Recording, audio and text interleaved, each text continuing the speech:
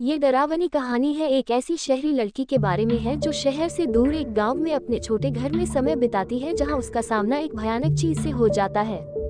मेरा नाम मेगा है और मैं 26 साल की हूँ। मैं शहर में एक ऑफिस में काम करती हूँ। छुट्टियों में मुझे शहर की भीड़भाड़ से दूर किसी गाँव में समय बिताना बहुत पसंद है। एक छोटे से गांव में मेरा घर एक छोटी झोपड़ी है जो कि जंगल के बिल्कुल किनारे पर बसा हुआ है, पर एक हादसे के बाद मैंने उस गांव में जाना छोड़ दिया। मैं काम से बहुत थक गई थी। मुझे आराम की सख्त जरूरत थी, इसलिए मैंने शहर से बाहर जाने की सोची। मैं अपने घर गई, अपना सामान पैक किया और अपनी कार से गांव की तरफ निकल गई। जब मैं गांव पहुंची तब शाम हो चुकी थी और मैं लॉन्ग ड्राइव की वजह से काफी थक गई थी। मैं सीधे बिस्तर पर गई और सो गई। आधी रात को मेरे कार के अलार्म के बजने के कारण मेरी नींद खुली। मैंने खिड़की से बाहर की ओर देखा, पर वहां कोई भी नहीं दिख रहा था। मैंने अपनी कार की चाबी ढूंढी और अलार्म को बंद किया।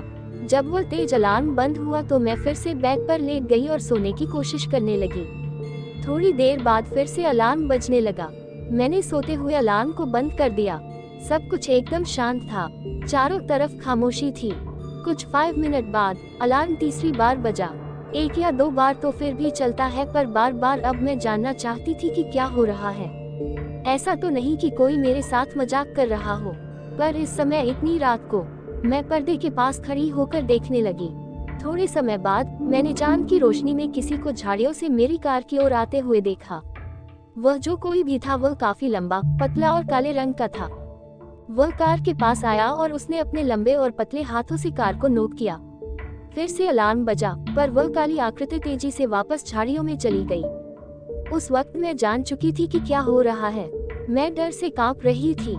मैं अलार्म को बंद कर उस चीज पर नजर रखने लगी।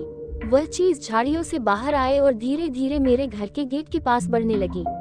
अपने एक हाथ से उसने गेट के लॉक को खोला। मैं इतना डर गई थी कि मैं हिल भी नहीं पा रही थी।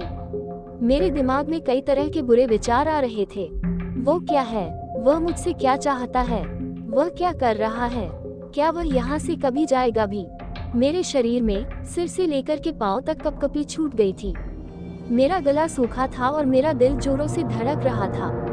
मैं बहुत ही भयभीत थी और डर के मारे मेरे दांत किटकिटा रहे थे।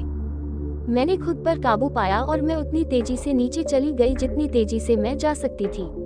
मैं बस लाइट्स ऑन करने ही वाली थी कि तभी मेरे पैर जम गए। वो काली आकृति खिड़की के यहाँ खड़ी थी। वह खिड़की से अंदर की ओर देख रहा था कि कोई अंदर है या नहीं।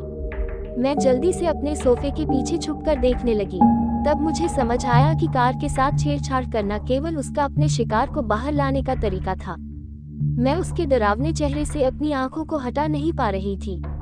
उसकी चमड़ी राख की तरह थी, जिस पर सिलवटें पड़ी हुई थी।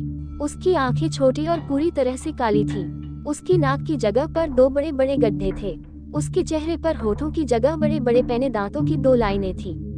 उसकी सांस बहुत भारी और डरावनी थी, जो कि खिड़की पर भाप की तरह साफ नजर आ रही थी। मैं जानती थी कि वह जाने वाला नहीं है। खिड़की के पास थोड़ी देर तक खड़े रहने के बाद मुझे उसकी फ्रंट डोर को खोलने की आवाज आई। मैंने देखा कि वह दरवाजे के हैंडल को खोलने की कोशिश कर रहा था और उसके बाद उस जानवर ने एक तेज आवाज निकाली। वह आवाज किसी इंसान की तो नहीं हो सकती थी। वह आवाज ऐसी थी कि मानो कोई पागल कुत्ता हड्डी को चबा रहा हो।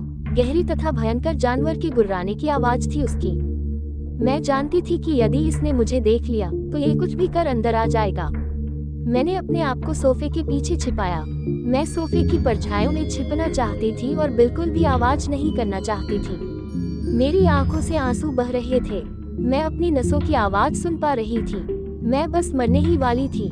मुझे नहीं पता मैं कितनी देर तक वहां छिपी रही। जब मैं उठी तो मैंने दरवाजे की तरफ देखा। वह जानवर जा चुका था। दरवाजा अपनी जगह पर था और सब कुछ सेफ लग रहा था।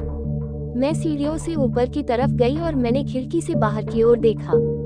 बाहर रोशनी थी, वहां पर किसी भी तरह का कोई खतरा नहीं था। मैंने इस मौके का फायदा उठाया और अपनी चाबियां उठा ली। मैंने अपना सामान भी नहीं लिया। मैं कार की तरफ भागी। मैं कार में गई और दरवाजे को बंद कर जितनी तेजी से हो सके उस गांव से बाहर निकल गई। मैं तब तक गाड़ी चलाती रही जब तक मैं अपने शहर न पहुंच गई। जब मैं अपने अपार्टमेंट में पहुंची तो मैंने रेडियो ऑन किया और मैं एक न्यूज़ सुनने लगी। अनाउंसर ने कहा कि गांव से 2 लड़कियों की लाशें मिल गई है। उनका शरीर बुरी तरह से कटा फटा पड़ा हुआ दलदल में पड़ा था। मुझे मालूम है कि जो वो जानवर चाहता था वह उसे मिल गया।